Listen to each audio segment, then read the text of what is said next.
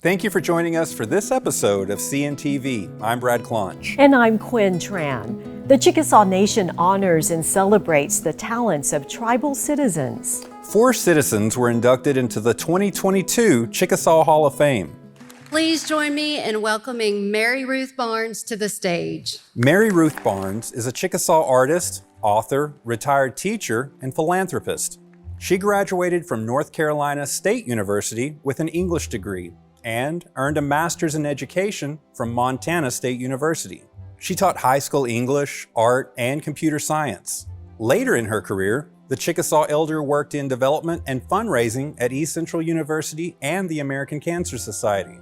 She's been recognized for her many talents and was the 2015 Chickasaw Dynamic Woman of the Year.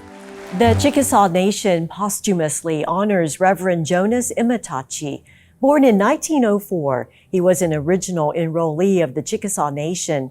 He served as a minister at the Sandy Creek Presbyterian Church, preaching sermons in Chickasaw. The Reverend was involved in the historic gatherings at Sealy Chapel. He and other Chickasaws worked hard to regain the tribe's right to self-determination. He's also remembered decades later for his generosity, donating land to Chickasaw families so they could apply for federal tribal housing grants. Jefferson Keel is another distinguished Chickasaw inducted into the Hall of Fame. He served as Lieutenant Governor of the Chickasaw Nation for 20 years.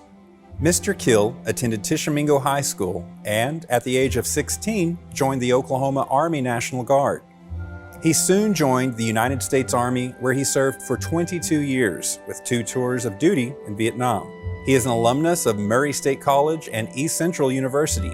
At ECU, he was named the university's top military student and later recognized as a distinguished alumnus among his many honors and awards.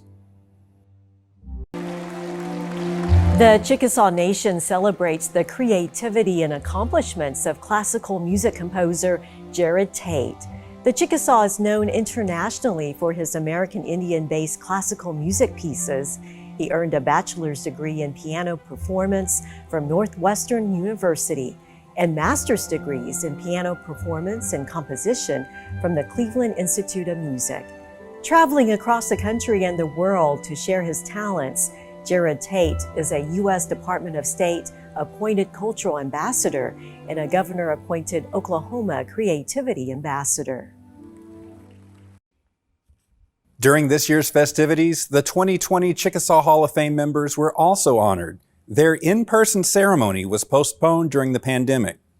The 2020 Chickasaw Hall of Fame inductees are Tim Colbert, Lillian Blackwood Fowler, John L. Hilton, retired Rear Admiral Kevin Meeks, and Ron Parker. I'm Chickasaw. In other news, the movie Montford, the Chickasaw Rancher earns 2 Western Heritage Awards from the National Cowboy and Western Heritage Museum. The Chickasaw Productions featured film explores the life of Montford Johnson, a Chickasaw rancher who overcame hardships and tragedy to establish a vast ranching empire in Indian Territory. The movie is available to stream on Netflix.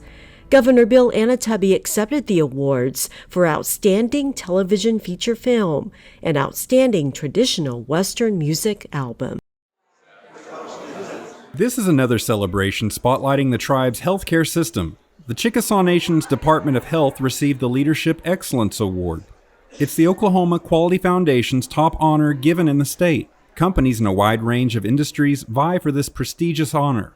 Governor Bill Anoatubby, other Chickasaw leaders, and Oklahoma Lieutenant Governor Matt Pinnell were on hand for the award presentation. The recognition qualifies the Chickasaw Nation Department of Health to pursue the national award, the Malcolm Baldridge National Quality Award. We continue our series on your kids' health. We ask, what's on our children's plates? Some parents might be wondering, what does a healthy plate for my child really look like? For a lot of us, that is a pretty tough question, myself included. What should be on my kiddo's plate? And a great resource that I like to direct parents to is a free of charge, easy internet search. It's called And that website actually points us to the U.S. Department of Agriculture's parent resource for what your kiddo's plate should look like. And obviously, every child is a little bit different. They have different caloric needs, different targets for different types of food. But in general, it will give you a great guide to your specific situation, your kiddo, and what's recommended based on their current health status and age, and give you a great place to start as far as a building block for building a healthy plate for your kiddo. We have more to share when it comes to our children's health. In the coming months, we'll take a look at kids and sleep. We asked Dr. Tangra Brogy, how much do children need and what can they do to have good sleep?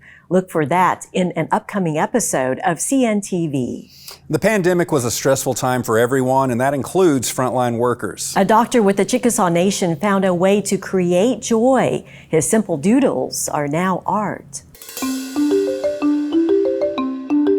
Drawing these things, painting these images was really a therapy for me. Most people know Daniel Molina as a medical doctor. When he's off, he spends time perfecting his art. Probably one of my most valuable tools is a lot of tape. So there's a lot of tape for a lot of the straight lines that I use. During the pandemic, he needed an outlet from the stress of serving as Chief of Public Health and Research for the Chickasaw Nation. He also wanted to encourage others on the front lines. So when I did that, I did it in the simplest way that we could when it comes to art, and I just draw a happy face, a smiling face. They would always say, "Aw," and then the first thing I was like, "Oh, how do you spell aw?" And it's spelled a few ways, but A with a couple of H's behind it. That formed into Sticks That Awe. It's now an art brand that Dr. Molina created. From larger-than-life-size themes on canvas to greeting cards and even apps that add action to the art. Each piece shares a message of hope and heart. And one thing you also notice that each of the art pieces and my cards, when I make these as greeting cards, they have a distinctive red heart. And obviously that is our center, that is our core, that is our love, that is our positivity, almost kind of our seed, our genesis. This is medicine. You know, when we get technical, there's certain things that happen in our brain when we smile, when we get happy. There's hormones that get released. You know, there's dopamine, this feel-good hormone, and that does get released every time we smile or we connect with someone or someone makes us feel comfortable. And these little drawings, these little stick figures, these smiling faces, we're doing that. So then I'm thinking, I'm also now practicing medicine. His simple doodles started many years ago when he was a medical school student trying to calm a young patient. Over the past several months and hundreds of sketches later, the art evolved to this, with works dedicated to his immigrant parents. The real origins come from making them proud and really paying back the opportunity that they gave me, and by further extension, this country, Chickasaw Nation, and everyone who has helped me along the way. Along the way, he hopes that people will be inspired, see his sense of humor and humility in the most simple form of art, stick figures. Pandemics aren't always about negativity. We can have a pandemic of positivity. Laughter is infectious. Positive connections are infectious, and it doesn't take that long, and we can have major change, and we can actually bring a lot of harmony. And some people may say, "Hey, that's cheesy," or "That's too simple to actually work." Well, I just encourage you to try it, and you'll be very, very pleasantly surprised. That's what I was. My goal is to make you chuckle, make you giggle, and say all at the same time. So if I can figure out that recipe, I think I'm doing okay. Dr. Molina's happy art makes us smile. He recently had an art exhibition in downtown Oklahoma City. He has another event in the Metro this month. Go online and view his pieces, Sticks That Awe. There are greeting cards, mugs, and even stickers available with his art designs. Before we leave you, a reminder that June 3rd is the deadline to register to vote in Oklahoma primary elections this month. Primary elections are set for June 28th. Voters decide who from each party will run in November's final race.